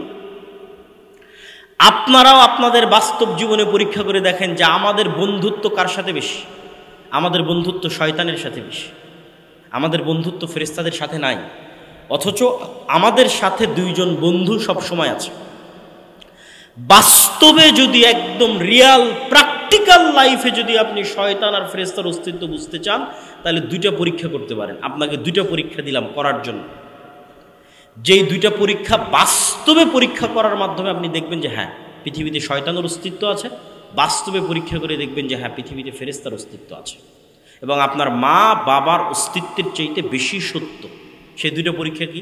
চলেন 1 নাম্বার শয়তানের পরীক্ষা দেখি, যে আমরা বাস্তবে টেস্ট করব যে শয়তান আছে। কোনো একদিন খুব শক্ত নিয়ত নিয়ে, দীর্ঘ প্রস্তুতি নিয়ে 2 রাকাত সালাত আদায় করবেন, অজু করে সুন্দর জামা গায়ে দিয়ে নির্জন ঘরে। যেই 2 রাকাত সালাতে সর্বোচ্চ চেষ্টা করবেন যেন আল্লাহর কথা ছাড়া আর কোনো কথা মনে না পড়ে। যেই সর্বোচ্চ চেষ্টা সম্ভব আপনার দ্বারা সেই সর্বোচ্চ চেষ্টা করবেন। ওই সর্বোচ্চ চেষ্টার স্তরে গিয়ে যখন আপনি হাত বুকে বেঁধে দাঁড়াবেন সালাতের জন্য, খুব শক্ত নিয়ত নিয়ে যে আজকের 2 রাকাত সালাতে আল্লাহর কথা ছাড়া আর কোনো কথা মনে আসবে না। আপনি এত সজাগ থাকার পরও, জেগে থাকার পর, আপনি জেগে আছেন, সজাগ আছেন, সিদ্ধান্ত নিয়ে আছেন যে আল্লাহর কথাই মনে থাকবে, তারপরও দেখবেন 5 সেকেন্ডের মধ্যেই আপনার দুনিয়ার চিন্তা শুরু হয়ে গেছে। এবং 5-10 সেকেন্ড চলার পর হঠাৎ করে আপনার মনে হচ্ছে, আরে আজকের সালাত তো আমি সিদ্ধান্ত নিয়ে শুরু করেছিলাম যে দুনিয়ার কথা মনে করব না, কিভাবে মনে পড়ে? তাহলে আপনার শরীরের মধ্যে একটা আপার লেভেলের মেশিন আছে, অনেক উন্নত প্রযুক্তির মেশিন। এটা এই মোবাইল নয়, কেন এই মোবাইল দিয়ে মানুষের সাথে মানুষের যোগাযোগ হয়, এর চাইতে কত হাজার লক্ষ কোটি গুণ ডেভেলপ মেশিন মানুষের শরীরের মধ্যে রাখা আছে, যেটা সায়েন্সের টেকনোলজির পক্ষে ধরা সম্ভব নয়। ওই মেশিন কেন এত আপার লেভেলের? ওই মেশিন শুধু মানুষের সাথে যোগাযোগ তৈরি করে না, ওই মেশিন ভিন্ন জগতের 2টা প্রাণীর সাথে যোগাযোগ তৈরি করে, শয়তান এবং ফেরেশতার সাথে যোগাযোগ তৈরি করে। সেটা হচ্ছে মানুষের কলব, সেটা মানুষের মন, সেটা মানুষের হৃদয়, সেটা মানুষের নফস, সেটা মানুষের রূহ। এটা অস্তিত্বশীল। আপনার নিজের এত চেষ্টা থাকার পরও আপনার অন্তরকে টান দিয়ে নিয়ে চলে যাবে। রাসূল সাল্লাল্লাহু আলাইহি ওয়াসাল্লামের হাদিসের ইবারত, ইখতালিসুহু শয়তান, ইখতিলাসুন ইখতালিসুহু শয়তান। সালাতে দাঁড়ালে মানুষের অন্তরকে শয়তান এভাবে ছিনিয়ে নেয়। এটা তো আপার লেভেলের মেশিন, এর সাথে 2 জগতের 2 প্রাণীর যোগাযোগ আছে, ফেরেশতার যোগাযোগ আছে, শয়তানের যোগাযোগ আছে। বাস্তবে পরীক্ষা করে দেখবেন যে আপনার কন্ট্রোলের বাইরে যায় কিনা, আপনি কন্ট্রোলে রাখতে পারেন কিনা, তখন বুঝবেন যে না, শয়তানের অস্তিত্ব আছে। এবার ফেরেশতার অস্তিত্ব কেমনি বুঝবেন? প্র্যাকটিক্যাল লাইফে চেষ্টা করে যে ফেরেশতার অস্তিত্ব বুঝতে চাই। ফজরের সালাতে ঘুম থেকে ওঠার জন্য কত মোবাইলের অ্যালার্ম দিচ্ছেন, তাই না? এবার আপনাকে আমি দেখাবো ফেরেশতা আপনাকে ঘুম থেকে উঠিয়ে দিবে ফজরের সালাতে, ফেরেশতার অস্তিত্ব প্রমাণের জন্য। ফেরেশতা আপনাকে ফজরের সালাতে ঘুম থেকে উঠিয়ে দেবে। দুবাইয়ের যদি বিমানের টিকিট থাকে বা যদি ট্রেন থাকে ঢাকা, রাজশাহী, সিলেটের উদ্দেশ্যে সকাল 6টায়, তাহলে যেই রকম শক্ত নিয়ত থাকে যে কালকে ট্রেন মিস দেওয়া যাবে না, অথবা এসএসসি এইচএসসির পরীক্ষা থাকলে যেমন শক্ত নিয়ত থাকে সকাল 8টায় পরীক্ষা আছে, মিস দেওয়া যাবে না, ওর চাইতে আরো মজবুত নিয়তের যদি কোনো জায়গা থাকে তাহলে সেই লেভেলের মজবুত নিয়ত করেন যে কালকে ফজরের সালাতে উঠতে হবে। আমি যদি বুঝাতে না পারি সেটা আমার ব্যর্থতা। তথা বিমান ধরার লেভেলের যেই নিয়ত, ট্রেন ধরার লেভেলের যেই নিয়ত, পরীক্ষার হলের পরীক্ষা ধরার যেই লেভেলের নিয়ত, তার চাইতেও যদি বেশি লেভেলের কারো নিয়ত করার সক্ষমতা থাকে তাহলে সে নিয়ত করুক যে কাল সকালে ফজরে উঠতে হবে। কোনো অ্যালার্ম দেওয়ার দরকার নাই, কোনো মানুষকে বলার দরকার নাই যে আমাকে ফজরে ঘুম থেকে উঠিয়ে দিও, কোনো বাবা মা বন্ধু বান্ধব কাউকে বলার দরকার নেই। কেন? পৃথিবীতে তো আল্লাহর ফেরেশতা আছে। আপনি কেন বিশ্বাস করেন না যে পৃথিবীতে আল্লাহর ফেরেশতা আছে? আল্লাহর ফেরেশতা আছে। 24 ঘন্টা মুমিন বান্দাদের সহযোগিতা করার জন্য আল্লাহর ফেরেশতা আছে, 24 ঘন্টা। আপনি শক্ত নিয়ত করে ঘুমিয়ে যান, আপনাকে ঘুম থেকে উঠিয়ে দেওয়ার জন্য আপনার কাঁধের পাশে ফেরেশতা বসে আছে, ওটা উঠিয়ে দিবে। কিভাবে উঠিয়ে দিবে সেটা ফেরেশতার দায়িত্ব। আপনি পরীক্ষা করে দেখেন কেমনে আপনাকে ফেরেশতা উঠিয়ে দেয়, তার জন্য কিভাবে পরিবেশ তৈরি করবে সেটাও ফেরেশতার দায়িত্ব। এরা নূর। পৃথিবীর সব কাজের আড়ালের যে পর্দা আছে সেই পর্দা হচ্ছে ফেরেশতা। এটা চোখে দেখা যায় না, এটা বাস্তবে প্র্যাকটিক্যাল লাইফে ফিল করেন। আপনাকে ঘুম থেকে উঠানোর জন্য এখন আপনার বাচ্চাকে কাঁদাবে, আপনাকে ঘুম থেকে উঠানোর জন্য এখন বিদ্যুৎ চলে যাবে, আপনাকে ঘুম থেকে উঠানোর জন্য জোরে ঝাপটা বাতাস এসে আপনার বাড়িতে লাগবে, আপনাকে ঘুম থেকে উঠানোর জন্য কোথাও আপনাকে মশা কামড় দিবে, কি আপনাকে ঘুম থেকে উঠানোর জন্য সরাসরি এতদিন কোনোদিন ফজরের আজান আপনার কানে যেত না, আজকে ফজরের আজান আপনার কান দিয়ে ঢুকে একদম হৃদয়ে গিয়ে লাগাবে, সেটা করার জন্য আল্লাহর ফেরেশতা আছে। আপনি সকালে ঘুম থেকে উঠে যাবেন, আল্লাহর ফেরেশতার অস্তিত্ব রিয়াল লাইফে যদি অনুভব করতে চান, একটা কাজ দিলেন। তো ফেরেশতাদের সাথে বন্ধুত্ব করতে হবে, শয়তানের সাথে না। ফেরেশতাদের সাথে বন্ধুত্ব এবং শয়তানের সাথে বন্ধুত্ব দুটো পরস্পর বিপরীত। কোরআনে হাদিসে এই পরস্পর বিপরীতে পরিপূর্ণ। বাড়িতে প্রবেশের সময় বলছেন আসসালামু আলাইকুম, তাহলে শয়তান পালিয়ে যাবে, কে ঢুকবে? ফেরেশতা ঢুকবে। একটা আর একটার বিপরীত, যেখানে শয়তান আছে ওখানে ফেরেশতা নাই, যেখানে ফেরেশতা আছে ওখানে শয়তান নাই। খাওয়ার সময় বিসমিল্লাহ বলবেন না, তাহলে কে খাবে? শয়তান খাবে। আর বলবেন তাহলে ফেরেশতা সাথে থাকবে, বরকত এবং রহমত হবে। এরকম একটা আর একটার বিপরীত। ফেরেশতারা হচ্ছে পূত পবিত্র। আপনি যত বেশি ওযু অবস্থায় থাকবেন তত আপনি দুনিয়াতে মানুষ, কিন্তু আপনি ফেরেশতা। মানে আপনি ফেরেশতার লেভেলে পৌঁছে যাচ্ছেন দুনিয়াতে মানুষ হিসেবে থেকে। কেননা সব জায়গায় নূর তৈরি হচ্ছে, আমল নূর তৈরি করে। এই নূর কিয়ামতের মাঠে দেখা যাবে, কবরে দেখা যাবে। বাস্তবে আমল নূর তৈরি করে এবং নূরের মাধ্যমে আমল আসমানে উঠে যায়। ইলাইহি ইয়াসআদুল কালিমুত তাইয়্যিব, প্রত্যেকটা আমল নূরের মাধ্যমে আসমানে উঠে যায়। আপনি আমল করবেন, নূর তৈরি হবে, নূর। ওযু করবেন, নূর তৈরি হবে। এই নূর কিয়ামতের মাঠে দেখা যাবে, প্রজ্বলমান থাকবে মানুষের নূর। এবং আপনার নূর দিয়েই সিরাতে মুস্তাকিমে আপনি দ্রুত গতি তৈরি হবে, কবরের অন্ধকার আলোকিত হবে। সম্মানিত উপস্থিতি, তাহলে শয়তান এবং ফেরেশতা পরস্পর বিপরীত সৃষ্টি এবং একটা আর একটার শত্রু হিসেবে কাজ করে। মানুষের সিদ্ধান্ত নেওয়ার দায়িত্ব, মানুষ ফেরেশতার সাথে বন্ধুত্ব স্থাপন করবে না শয়তানের সাথে বন্ধুত্ব স্থাপন করবে। যদি ফেরেশতার সাথে বন্ধুত্ব স্থাপন করে, নেককার বান্দাদের অন্তর্ভুক্ত হয়ে ফেরেশতাদের চেয়েও শ্রেষ্ঠ হয়ে যাবে, ফেরেশতাদের চেয়েও শ্রেষ্ঠ স্তরে পৌঁছে যাবে। কেননা মানুষ তো এমনি ফেরেশতাদের চেয়ে শ্রেষ্ঠ। তাহলে কিছু আমলের কথা আপনারা মনে রাখবেন। অসংখ্য আমল আছে, কিন্তু কিছু আমলের কথা মনে রাখবেন। যেমন দুই একটা উদাহরণস্বরূপ বলি। শুক্রবারের দিন যখন মানুষ মসজিদে প্রবেশ করে, তখন মসজিদের দরজায় ফেরেশতা বসে থাকে এবং নাম লিখতে থাকে কত মানুষ আসবে। খতিব সাহেব খুতবা শুরু করার আগ পর্যন্ত, মিম্বারে ওঠার আগ পর্যন্ত ফেরেশতারা লিখতে থাকে। আর যখন খতিব সাহেব খুতবা দেওয়া শুরু করে, তখন ফেরেশতারা তার লেখা বন্ধ করে দিয়ে খতিব সাহেবের বক্তব্য শ্রবণ করা শুরু করে। পৃথিবীতে একদল ফেরেশতা আছে যারা সাইয়ারুন, ভ্রমণ করতে থাকে। কোথায় মানুষ আল্লাহর নাম উচ্চারণ করছে, সেখানে গিয়ে তারা একসাথে ঘিরে ধরে এবং বসে, এবং সেখানে আসমান থেকে সাকিনা, রহমত এবং বরকত অবতীর্ণ হতে থাকে। যেমন আমরা যদি আল্লাহর সন্তুষ্টির জন্য এখানে একত্রিত হয়ে থাকি, তাহলে এখানে অন্য যে কোনো স্বাভাবিক সময়ের চেয়ে এখন ফেরেশতা বেশি আছে না কম আছে? এখন ফেরেশতা এখানে বেশি আছে। অন্য যে কোনো স্বাভাবিক সময়ের চেয়ে এখন এখানে ফেরেশতা বেশি আছে। রাসূলুল্লাহ সাল্লাল্লাহু আলাইহি ওয়াসাল্লাম ফেরেশতাদের বিষয়ে এরকম অসংখ্য হাদিস বলে গেছেন বিভিন্ন আমলের ক্ষেত্রে। যেমন কেউ যদি তার অসুস্থ ভাইকে দেখতে যায়, তাহলে তার জন্য ফেরেশতা ইস্তিগফার এবং ক্ষমা প্রার্থনা করতে থাকে। কেউ যদি সালাত আদায় করে সালাতের জায়গায় যতক্ষণ বসে থাকে জিকির আজকার তাসবিহ তাহলিল পাঠ করবে, ততক্ষণ ফেরেশতা তার জন্য দোয়া করতে থাকবে। যারা সালাতে প্রথম কাতারে দাঁড়ায় তাদের জন্য ফেরেশতা দোয়া করতে থাকে। এরকম অসংখ্য হাদিস আছে। এগুলোর মাধ্যমে ফেরেশতাদের সাথে বন্ধুত্ব তৈরি হয়। আপনি আপনার সাথে ফেরেশতাকে দেখেও ফেলতে পারেন, অসম্ভব কিছু। ফেরেশতার আলামত এবং অস্তিত্ব অনুভবও করে ফেলতে পারেন, অসম্ভব কিছু। রাসূলুল্লাহ সাল্লাল্লাহু আলাইহি ওয়াসাল্লামের একজন সাহাবী রাতের বেলা কোরআন তেলাওয়াত করতেছে, সহিহ হাদিস। তো ঘোড়ার আস্তাবলের পাশে কোরআন তেলাওয়াত করতেছে।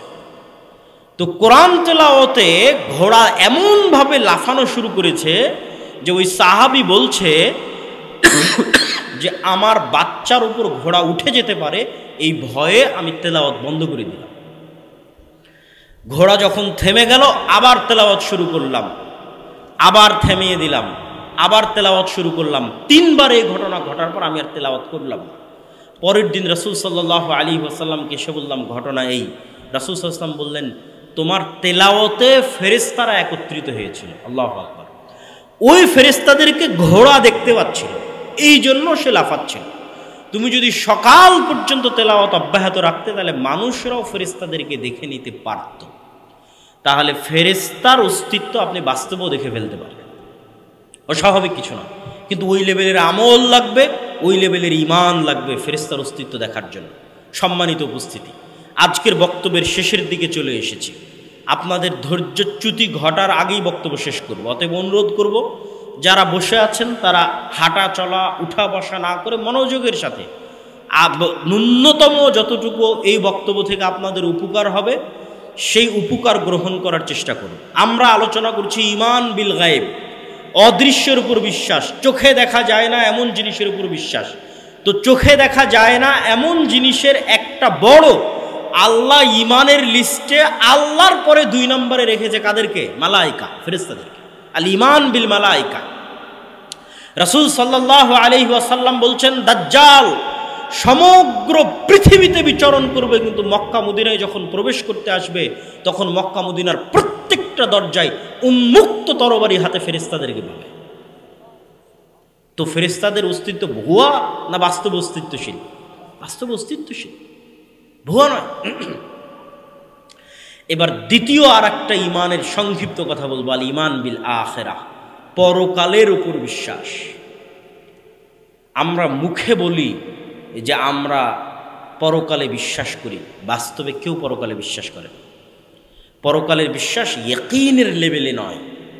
ফলত দেখবেন বাস্তব জীবনে আমরা সকল সিদ্ধান্ত দুনিয়াকে কেন্দ্র করে গ্রহণ করি। একজন 5 ওয়াক্ত নামাজি ব্যক্তিও দুনিয়াকে কেন্দ্র করে সিদ্ধান্ত গ্রহণ করে। একজন সিয়াম পালনকারী ব্যক্তিও দুনিয়াকে কেন্দ্র করে সিদ্ধান্ত গ্রহণ করে। কেননা তার পরকালের উপর বিশ্বাসের মাত্রা ইয়াকিনের লেভেলে নয়। যে পরকালের জীবন প্রকৃত জীবন, দুনিয়ার জীবন কোনো জীবন নয়, এবং পরকালে আল্লাহ আমাদের পুনরায় জীবিত করবেন, এই বিশ্বাসের মাত্রা, যে যেন কিয়ামত হয়ে গেছে, যেন আমরা মৃত্যুবরণ করেছি অতীতকাল। আল্লাহ সুবহানাহু ওয়া তাআলা কোরআন মাজিদে কিয়ামতের কথা বলতে গিয়ে বহু জায়গায় অতীতকালের কথা বলেছেন, যে কিয়ামত সংঘটিত হয়ে গেছে, হবে এটা নয়। আব্দুল্লাহ বিন আব্দুর রাজ্জাক আজকের প্রোগ্রামে আসবে এটা সন্দেহযুক্ত।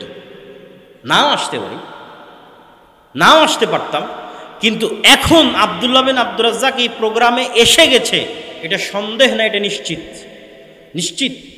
তো আল্লাহ বলছেন তোমরা বিশ্বাস করো। মানুষ কিন্তু বিশ্বাস করে এই লেভেলে, আমি মনে হয় মারা যাব, সবাই তো মরছে, আমিও মারা যেতে পারি, হয়তো কিয়ামত হবে, হয়তো জান্নাত এবং জাহান্নামে যাব। এই লেভেলের বিশ্বাস করলে আপনি কোনোদিন সঠিক সিদ্ধান্ত নিতে পারবেন না। আপনার বিশ্বাসের লেভেল নিয়ে যেতে হবে, মুসলমানদের বিশ্বাসের লেভেল নিয়ে যেতে হবে যে মৃত্যু হয়ে গেছে, আমি মারা গেছি। এটা কল্পনা করা কঠিন কিছু নয়। দেখেন আজকে 2025 সাল, আমরা এখানে যদি গড়ে 20, 30, 40 বছরের মানুষ বসে থাকি, তাহলে 2100 সালে, 2099 সালে আমরা কেউ পৃথিবীতে নাই, কেউ নাই। তাহলে এখন পৃথিবীতে 2100 সাল চলতেছে, আমরা সবাই পৃথিবী থেকে বিদায় নিয়েছি। অন্তত এখানে যতজন উপস্থিত আছে কেউ নাই পৃথিবীতে, সবাই পৃথিবী থেকে বিদায় নিয়েছে অতীতকাল। এবং কিয়ামত সংঘটিত হয়ে গেছে, হবে, এটা আবার কি হয়ে গেছে সংঘটিত। কবর এবং কিয়ামতের মাঠের বিচার সব সম্পূর্ণ হয়ে গেছে। এখন আমরা জান্নাতে অথবা জাহান্নামে আছি। জাহান্নামের কথা বাদ দিলাম, আল্লাহ আমাদের জাহান্নাম থেকে হেফাজত করুন, আল্লাহুম্মা আমিন। মনে করেন জান্নাতি আছে। এখন জান্নাতের সর্বনিম্ন স্তর, যেটা আল্লাহ সুবহানাহু তাআলা ধরেন আমাদেরকে জান্নাতের সর্বনিম্ন স্তরে দিয়েছে। এখন জান্নাতের সর্বনিম্ন স্তরই ধরেন গোটা আসমান এবং জমিনের সমান। আল্লাহু আকবার। তো জান্নাতের সর্বনিম্ন স্তরে গিয়ে জান্নাতীর আফসোস, জান্নাতের সর্বনিম্ন স্তরে গিয়ে জান্নাতীর আফসোস। পৃথিবীতে আপনি যদি স্তরের পার্থক্য বুঝতে চান, কিভাবে বুঝবেন? যখন ট্রেনে সফর করেন, AC seat, AC berth, non AC, আর একদম স্ট্যান্ডিং টিকিট, দাঁড়ানো, কোনো সিটি নাই। এটা হলো স্তর। একজন টিকিট নিয়েছে দাঁড়িয়ে যাবে, একজন টিকিট নিয়েছে বসে যাবে, কিন্তু নন এসি। একজন টিকিট নিয়েছে বসে যাবে কিন্তু এসি, আর একজন টিকিট নিয়েছে শুয়ে যাবে এসি বার্থ। স্তরভেদ। আপনাদের এখানে পুরো গ্রামে অসংখ্য বাড়ি আছে, কোনো বাড়িতে ফ্যান আছে, কোনো বাড়িতে এসি আছে, কোনো বাড়িতে ফ্যানও নাই, এসিও নাই, কারেন্টও নেই। কোনো বাড়ি মাটির, কোনো বাড়ি পাকা, কারো বাড়ি বড়, কারো বাড়ি ছোট, কারো বাড়িতে টয়লেট আছে, হাই কোমোড, লো কোমোড, অসংখ্য স্তরভেদ। তো দুনিয়ার স্তরভেদের চাইতে জান্নাতের স্তরভেদের পার্থক্য এত বেশি হবে যে জান্নাতের স্তরভেদের কারণে জান্নাতীদের মধ্যে যে আফসোস তৈরি হবে তার একটা স্তরভেদ বলি, সেটা হচ্ছে আল্লাহ সুবহানাহু তাআলার দর্শন। সর্বোচ্চ স্তরের জান্নাতীরা যারা হয়তো মুহাম্মদ সাল্লাল্লাহু আলাইহি সাল্লামের সাথে থাকবে, তারা হয়তো সব সময় আল্লাহর সাথেও থাকবে, তথা আল্লাহ সুবহানাহু ওয়া তাআলাকে সব সময় দেখবে। তারপরের স্তরের জান্নাতীরা হয়তো আল্লাহ সুবহানাহু ওয়া তাআলাকে মাসে দেখতে পারে, সপ্তাহে দেখতে পারে। তারপরের স্তরের জান্নাতীরা হয়তো আল্লাহ সুবহানাহু ওয়া তাআলাকে কয়েক বছরে দেখতে পারে। আর আমরা হয়তো যেই সর্বনিম্ন স্তরে আছি, সেই সর্বনিম্ন স্তরে হাজার বছরে, লক্ষ বছরে হয়তো একবার আল্লাহ সুবহানাহু ওয়া তাআলাকে দেখা যায়। তো হাজার এবং লক্ষ বছরে যখন একবার আল্লাহ সুবহানাহু ওয়া তাআলাকে দেখা যায়, তারপরে যখন আর আল্লাহ সুবহানাহু ওয়া তাআলাকে দেখা যায় না, তখন ওই জান্নাতীর অন্তরে যে আফসোস তৈরি হবে যে দুনিয়াতে যদি আর একটু জিকির করতাম, আর একটু আল্লাহ সুবহানাহু ওয়া তাআলাকে স্মরণ করতাম, তাহলে হয়তো আজকে আরেকটু উপর লেভেলের, আরেকটু উপরের স্তরের জান্নাতে থাকতাম। কল্পনা হবে অতীতকাল, এটা সত্য, এটাই সত্য। কিভাবে সত্য? আল্লাহ সুবহানাহু ওয়া তাআলা যে আপনাকে জীবিত করতে পারবে তার অসংখ্য প্রমাণ আল্লাহ সুবহানাহু ওয়া তাআলা দিয়েছে। এটা যখন আরেকদিন এটার উপর বিস্তারিত আলোচনা করব যে পরকাল কেন সম্ভব, কিভাবে সম্ভব, সেই দিন বলবো। আজকে শুধু একটা পয়েন্ট বলি যে পুনরুজ্জীবন সম্ভব, পুনরায় মানুষকে মরার পরে জীবিত করা সম্ভব। তার এক নম্বর প্রমাণ হচ্ছে আল্লাহ মৃত্যুর পর জীবিত করাকে এই আধুনিক যুগ আসার আগেই ডাল ভাতে পরিণত করে দিয়েছে। কিভাবে ডাল ভাতে পরিণত করেছেন? কোরআন খুঁজলে অন্তত 10-এর কাছাকাছি ঘটনা পাওয়া যাবে যেখানে মৃতকে জীবিত করা হয়েছে। আর 2 জন মানুষকে মৃতকে জীবিত করার ডাল ভাতের মতো ক্ষমতা দেওয়া হয়েছে। আরো যদি আপনার কাছে সহজ করে বলি যে আজ থেকে 100 বছর আগে আমার কথা সরাসরি মানুষ আমেরিকা, ইংল্যান্ডে শুনবে, এটা মানুষ পাগল বলবে, যে পাগল বলতেছে। এখন ডাল ভাত হয়ে গেছে। মৃতকে জীবিত করা এই পৃথিবীতে ডাল ভাত হয়ে যাবে। মৃতকে জীবিত করা মানুষের জীবদ্দশায় ডাল ভাত হয়ে যাবে কিয়ামত হওয়ার আগে। মৃতকে জীবিত করা, মানুষ মৃতকে জীবিত করেছে, আল্লাহর অনুমতিতেই করবে। আল্লাহ নিজে এই জন্য অনেক মৃতকে জীবিত করার ঘটনা কোরআনে উল্লেখ করেছেন, যে ঘটনাগুলো আল্লাহ বাস্তবে করেছে। ইব্রাহিম আলাইহিস সালাতু ওয়াস সালাম বলছে, আল্লাহ মৃতকে পুনরায় জীবিত করবে, এটা তো বিশ্বাস করি, ঈমান বিল আখিরা আছে, পরকাল হবে আছে, ইয়াকিনের স্তরে নাই। ইয়াকিন চাই যে পরকাল হবে। তাহলে ঠিক আছে, তোমাকে ইয়াকিন দিচ্ছি, 4টা পাখি নিয়ে আসো, 4টা পাখি জবাই করে গোস্ত মিক্স করে 4 পাহাড়ে ফেলে দিয়ে ওই 4টা পাখির নাম ধরে ডাকো। ইব্রাহিম আলাইহিস সালাম 4টা পাখি নিয়ে আসলো, 4টা পাখি জবাই করলো, গোস্ত মিক্স করলো, 4টা পাহাড়ে ফেলে দিয়ে পাখির নাম ধরে ডাকলো, পাখি উড়ে চলে আসলো। ইয়াকিন হয়েছে ইব্রাহিম যে আমি মৃতকে জীবিত করতে পারি। ইয়াকিন, বাস্তবে চোখে দেখলো যে আল্লাহ মৃতকে জীবিত করতে পারে। মূসা আলাইহিস সালাতু ওয়াস সালামের সাথে একদল মানুষ গেছে তুর পাহাড়ে, আল্লাহকে দেখবে। তাই লান নুমিনা লাক হাত্তা নারাল্লাহ জাহরাতান ফাআখাযাতহুমুস সায়কাতু। তো আল্লাহর নূরের তাজাল্লিতে সব স্পট ডেড, মারা গেছে। মূসা আলাইহিস সালাম বলছে, আল্লাহ বিপদ, এখন যদি মানুষজনের কাছে ফিরে যাই বলবে সবকে মেরে ফেলে দিয়ে এসেছে, জীবিত করে দেয়। আল্লাহ বলছেন সুম্মা বা'আথনাকুম, তারপরে এই সমস্ত মৃতদেরকে ওদের চোখের সামনে আবার জীবিত করে দিলেন, মৃতকে জীবিত করে দিলেন। একজন নবী এক গ্রামের পাশ দিয়ে অতিক্রম করতেছে, কোরআনের ঘটনা। তো ওই গ্রাম পুরো বিলীন হয়ে গেছে, গোরস্থান, বিশাল গোরস্থান, বিশাল কবরস্থান। নবী মনে মনে বলছে, নবীর মনের কথা, আল্লাহ কি আসলে মৃত ব্যক্তিকে জীবিত করতে পারবে? এই বিশাল গ্রাম ধ্বংস হয়ে গেছে, কেমনি এদের আল্লাহ জীবিত করবে? তো আল্লাহ স্পট ডেড নবীকে সাথে সাথে মৃত করে দিয়েছে। তখন 100 বছর পর নবীকে জীবিত করেছে। জীবিত করার পর নবীকে বলছে, তোমার খাবারের দিকে তাকিয়ে দেখো, খাবার নষ্ট হয়নি। তোমার ঘোড়ার দিকে তাকিয়ে দেখো, ঘোড়া হাড় গোড় সব শেষ হয়ে হাড় হুড্ডি হয়ে গেছে, সে হাড় হুড্ডির উপর আমি গোস্ত লাগিয়ে ঘোড়াকে জীবিত করে দিলাম। আর তুমি বলো তুমি কতদিন মৃত অবস্থায় ছিলে? বলে আল্লাহ হয়তো একদিন অথবা হাফ দিন অথবা 2 দিন 3 দিন। তো বলে না, তুমি 100 বছর মৃত অবস্থায় ছিল। তো এখন 100 বছর মৃত অবস্থায় ছিল, খাবার একটুকু নষ্ট হয়নি, আবার ঘোড়ার হাড়গোড় হয়ে গেছে, আবার নবী বলছে আমি 1-2 দিন ছিলাম। এরকম সেম ঘটনা আসহাবে কাহাফের ক্ষেত্রে ঘটেছে। আসহাবে কাহাফের সূরা কাহাফ পড়লে কেন দাজ্জাল থেকে বাঁচা যাবে, সূরা কাহাফে এরকম 4টে ভয়ঙ্কর ভয়ঙ্কর ঘটনা আছে, যে ঘটনাগুলো দাজ্জাল এবং পরকালের সাথে কানেক্টেড। তো আসহাবে কাহাফে কি হয়েছে, 309 বছর তারা ঘুমন্ত ছিল, এক প্রকার মৃত ছিল। তাদেরকে আল্লাহ জীবিত করেছে। মুসা আলাইহিস সালাতু ওয়াস সালামের যুগে একজন ব্যক্তিকে আরেকজন ব্যক্তি হত্যা করে দিয়েছে। মুসা আলাইহিস সালামের কাছে বিচার নিয়ে এসেছে। মুসা আলাইহিস সালাম আল্লাহর সাহায্য চেয়েছে। আল্লাহ বলছে এইভাবে একটা গরু জবাই করো। বিভিন্ন প্রশ্ন। মুসা আলাইহিস সালাতু ওয়াস সালাম শেষ পর্যন্ত গরু জবাই করলেন। গরুর গোশত মৃত ব্যক্তির গায়ে লাগানো হলো। মৃত ব্যক্তি জীবিত হয়ে বলল অমুক আমাকে হত্যা করেছে। আচ্ছা, এগুলোতে গেল ইন্ডিভিজুয়াল 1-2 হালকা পাতলা ঘটনা। এবার চলে আসে ডাল ভাত। ঈসা আলাইহিস সালাতু ওয়াস সালাম ডাল ভাত, মৃতকে জীবিত করা, 24 ঘন্টা। অমুক মারা গেছে, গায়ে হাত দিয়ে বিইজনিল্লাহ আল্লাহর নামে জীবিত হয়ে গেল। একটা মাটি নিয়ে এসছে, মাটির তৈরি, মাটি দিয়ে পাখির মতো আকৃতি তৈরি করেছে, বিইজনিল্লাহ ফু দিয়েছে, পাখি হয়ে আকাশে উড়ে চলে।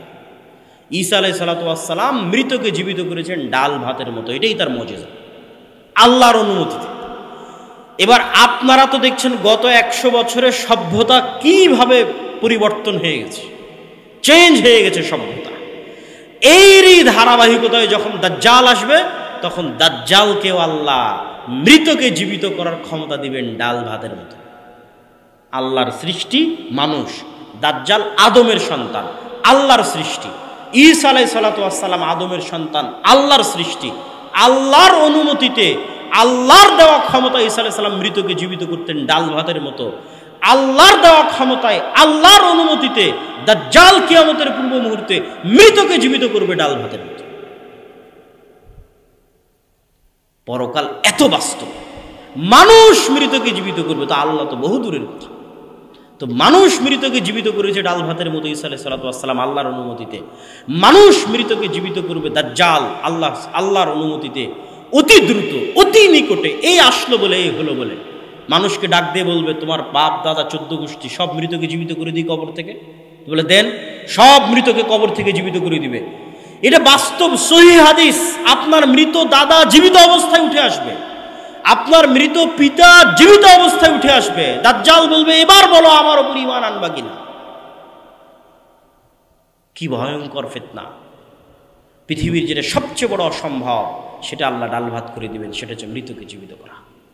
তারপরও যদি মানুষ বিশ্বাস না করে যে না, হ্যাঁ মৃতকে জীবিত করা সম্ভব, তাহলে আর কিছু করার নাই। আর অসংখ্য দলিল এবং যুক্তি আল্লাহ সুবহানাহু ওয়া তাআলা পবিত্র কোরআন মাজিদে তুলে ধরেছে। তাহলে আলোচনার সারমর্ম সামারিতে ফিরে আসে। যখন একদল মানুষের চিন্তা হবে পরকালমুখী, যে মরেই তো গেছে, তাহলে দুনিয়াবি সফলতার মানদণ্ড নিয়ে চিন্তা হবে না যে কি এমপি আমি যদি এটা না করি, এখন দুর্গাপূজার মন্দিরে গিয়ে যদি পাহারা না দিই, তাহলে মানুষ তোমাকে ভোট দিবে না। কেননা চিন্তা কি দুনিয়াবি। চিন্তাটা কি বলেন তো? দুনিয়াবি। যখন ঈমান বিল গায়েব, ইয়াকিনের স্তরে, যে আল্লাহর ফেরেশতা তো আমার সাথে আছে, দুনিয়া তো কিছুই নয়, পরকাল বাস্তব। যখন শুধু এই 2টা আকীদা এবং বিশ্বাস ইয়াকিনের লেভেলে চলে যাবে, তখন মানুষ অন্তত আর দিনকে বিক্রি করবে না। না হলে দেখবেন যে এটা এখন বাংলাদেশে বাস্তব ঘটতেছে, যে আপনি ভোটারের মন জয় করার জন্য দিনকে বিক্রি করছেন। আবার ঠিকই যখন ইসকন হিন্দুত্ববাদী, তারা যখন মসজিদের ইমামকে পর্যন্ত গুম করে ফেলতেছে, উঠিয়ে নিয়ে যাচ্ছে, তখন সবাই চুপ। কেন চুপ? কেননা এখানে অন্যরা নাখোশ হবে, যারা নাখোশ হলে আমরা ক্ষমতা নাও পেতে পারি। তাহলে আমি বিশ্বাস করে ফেলেছি কি যে ক্ষমতার উৎস তাদের কাছে। আর বিশ্বাস যদি মুসা আলাইহিস সালামের লেভেলের হয়, তাহলে কি বিশ্বাস হবে? যে আল্লাহ যদি মুসার লাঠিকে সাপ করে দিতে পারেন, তাহলে আমার দাবি দাওয়া, আমার আদর্শ যদি ঠিক থাকে, তাহলে আমেরিকার পারমাণবিক বোমকে পানি করে দিতে পারে। অসম্ভব কিছু। কেননা মুসলমানদের কাছে পৃথিবীর সবচেয়ে শক্তিশালী জিনিস আছে, সেটা হচ্ছে সাউন্ড টেকনোলজি। এইটা এখনকার বিজ্ঞান এখন পর্যন্ত আবিষ্কার করতে পারেনি, করাও সম্ভব না। সাউন্ড টেকনোলজির কিছু জ্ঞান, অমা উতিতুম মিনাল ইলমি ইল্লা কালিলা, কিছু জ্ঞান আল্লাহ সুলাইমান আলাইহিস সালামকে দিয়েছে। সাউন্ড টেকনোলজি কি কঠিন কিছু না। এই মাইকেরও কথা বুঝার ক্ষমতা আছে, মাইকের জীবন আছে, হায়াত আছে, সে কথা বুঝে। পৃথিবীর প্রত্যেকটা জিনিসের কথা বুঝার ক্ষমতা আছে। আমরা জানি না কি বললে সে বুঝবে। সুলাইমান আলাইহিস সালামকে আল্লাহ শিখাইছিলেন যে গরুকে কি বললে গরু বুঝবে, আর গরু কি বলছে তুমি কেমনে বুঝবে। পিঁপড়া কি বলছে ওইটা তুমি কেমনে বুঝবে, আর তুমি কি বললে পিঁপড়া কেমনে বুঝবে। পাখি কি বলছে তুমি কেমনে বুঝবে, আর তোমার কথা পাখি কেমনে বুঝবে। এই কথা আল্লাহ কাকে দিয়েছিলেন? এই জ্ঞান সুলাইমানকে দিয়েছিলেন। সাউন্ড টেকনোলজির কিছু জ্ঞান আল্লাহ সুলাইমানকে দিয়েছিলেন। সাউন্ড টেকনোলজি কি আরো সারমর্ম করি, আল্লাহ সুবহানাহু ওয়া তাআলা সারা পৃথিবী সৃষ্টি করেছেন কুন ফায়াকুন, সব সৃষ্টি করেন আল্লাহ, হাও হয়ে যাও, আওয়াজ দিয়ে। আওয়াজ পৃথিবীর সবচেয়ে পাওয়ারফুল জিনিস হচ্ছে আওয়াজ। আর সমগ্র পৃথিবী আল্লাহ ধ্বংস করে দিবেন আওয়াজ দিয়ে। ইসরাফিল যখন বাঁশিতে ফু দিবে তখন আওয়াজ বের হবে, এই মাইকটাও ওই আওয়াজটা বুঝতে পারবে, এই আকাশ ওই আওয়াজ বুঝতে পারবে, এই সূর্য ওই আওয়াজ বুঝতে পারবে। আওয়াজ বুঝে সূর্য ভেঙে পড়ে যাবে, আকাশ আওয়াজ বুঝে ভেঙে পড়ে যাবে, আওয়াজে ভেঙে চূর্ণ বিচূর্ণ হয়ে যাবে। আওয়াজ হচ্ছে পৃথিবীতে সবচেয়ে পাওয়ারফুল। আর এখন পৃথিবীতে সবচেয়ে পাওয়ারফুল হচ্ছে ওয়েভ, লাইট, আলো। ওই ইরানের বিজ্ঞানীদের হত্যা করা হয়েছে, তারপরে কাতারে হামাসের নেতাদের হত্যা করা হয়েছে শুধু মোবাইল বিস্ফোরণের মাধ্যমে, তথা ইসরায়েল থেকে এমন টপ টেকনোলজির ওয়েভ নির্গত করা হয়েছে, এই মোবাইল সেই ওয়েভটা বুঝে, আমার মোবাইলও বুঝে। ওই ওয়েভ রিসিভ করা মাত্র এই মোবাইল বিস্ফোরণ হয়ে যায়, ওয়েভ রিসিভ করা মাত্র বোঝে। তাহলে ওয়েভ যেমন এই মোবাইল রিসিভ করতে পারে, এই মোবাইল আওয়াজও বুঝে, সে আওয়াজ আমি জানি না। এই জন্য রাসূল সাল্লাল্লাহু আলাইহি ওয়াসাল্লাম বলছেন কিয়ামতের পূর্ব মুহূর্তে মুসলমানদের আল্লাহু আকবার আওয়াজে প্রাচীর পড়ে যাবে, আওয়াজে প্রাচীর পড়ে যাবে। আওয়াজ সবচেয়ে মোস্ট পাওয়ারফুল। এই জন্য কোরআন আওয়াজ। কোরআন কার আওয়াজ বলেন তো? আল্লাহর আওয়াজ। আল্লাহ সুবহানাহু তাআলার কথার আওয়াজ আছে, সাউন্ড অফ আল্লাহ। আল্লাহ সুবহানাহু তাআলার আওয়াজ হচ্ছে কোরআন। তাহলে পৃথিবীর সবচেয়ে শক্তিশালী টেকনোলজি মুসলমানদের কাছে আছে, কিন্তু ওইটার উপর ঈমান ইয়াকিন মুসলমানদের নেই। তখন মুসলমানেরা কম্প্রোমাইজ করতেছে। এই কম্প্রোমাইজের রাস্তা দিয়ে কোনোদিন দিন প্রতিষ্ঠা হবে না। আল্লাহর জমিনে আল্লাহর ঈমান বিল গায়বের উপর ইয়াকিনের মাধ্যমে, কোরআনের প্রত্যেকটা আয়াতের উপর ইয়াকিনের মাধ্যমে বিজয় অর্জন হবে। তাতে শক্তিশালী ব্যক্তি ফিরাউনের চেয়েও যদি শক্তিশালী হবে। আল্লাহ সুবহানাহু ওয়া তাআলা আমাদের কবুল করুক, আল্লাহুম্মা আমিন। আমাদের ঈমানকে আল্লাহ সুবহানাহু ওয়া তাআলা মজবুত করে দিক, আল্লাহুম্মা আমিন। ওয়া আখিরু দাওয়ানা আনিল হামদুলিল্লাহি রাব্বিল আলামিন। আসসালামু আলাইকুম ওয়া রাহমাতুল্লাহি ওয়া বারাকাতুহু।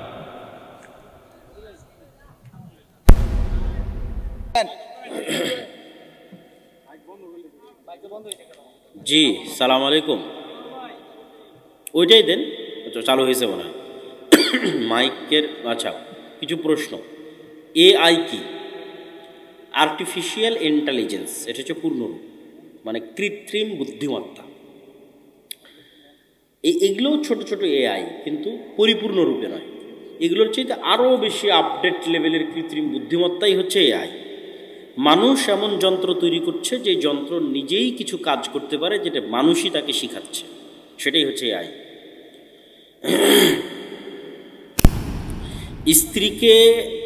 স্ত্রীকে রাগে এক তালাক বললে কি আবার বিয়ে পড়াতে হবে? না। আচ্ছা, স্ত্রীকে রাগে এক তালাক বলার পর যদি স্ত্রী বাপের বাড়ি চলে গিয়ে থাকে এবং 3 তুহুর বা 3 হায়েজ অতিক্রম হয়ে থাকে, তথা ইদ্যতের যে সময়কাল সেটা অতিক্রম হয়ে থাকে, তাহলে নতুন করে বিবাহ পড়ালেই হবে, ফেরত নেওয়া যাবে, নতুন করে বিবাহ পড়াতে হবে। আর যদি এক তালাক দেওয়ার পর বাপের বাড়ি যায়নি, আবার আগের মতো ঘর সংসার করেছে, আপনার সাথে থেকেছে, তাহলে বিবাহের দরকার নাই, সে আপনার বৈধ স্ত্রী। মোবাইলে গেম খেলা যাবে কি? এইটা হচ্ছে ইসলামের মূলনীতিটা বুঝতে হবে, যে ইসলাম প্রোডাক্টিভিটিকে পছন্দ করে, যে মানুষ অলস সময় নষ্ট করবে এইটার বৈধতা ইসলামে নাই। মানুষকে কাজে ব্যস্ত থাকতে হবে, যে কাজের বাস্তব কোনো প্রতিফল আছে।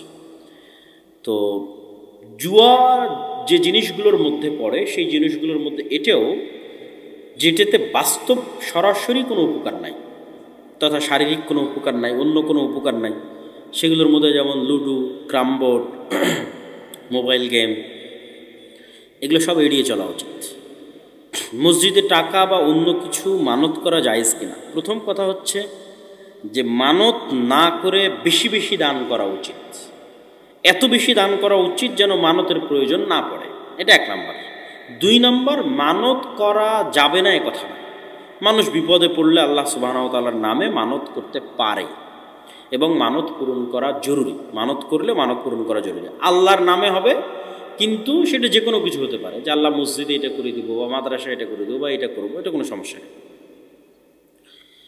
ফেসবুকে অনেকেই পিতামাতার জন্য আল্লাহর কাছে ক্ষমা প্রার্থনা করেন, যেমন বলেন, হে আল্লাহ আমার পিতামাতা ক্ষমা করে দেও।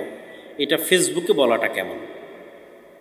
প্রথম কথা হচ্ছে, ফেসবুকে বলতে চাইলে অন্যদেরকে বলতে পারে যে আপনারা আমার বাবা মায়ের জন্য দোয়া করবেন, এটার জন্য বলতে পারে, কিন্তু সে একা একাই দোয়া করবে তার জন্য ফেসবুকে বলতে হবে, এটার প্রয়োজন।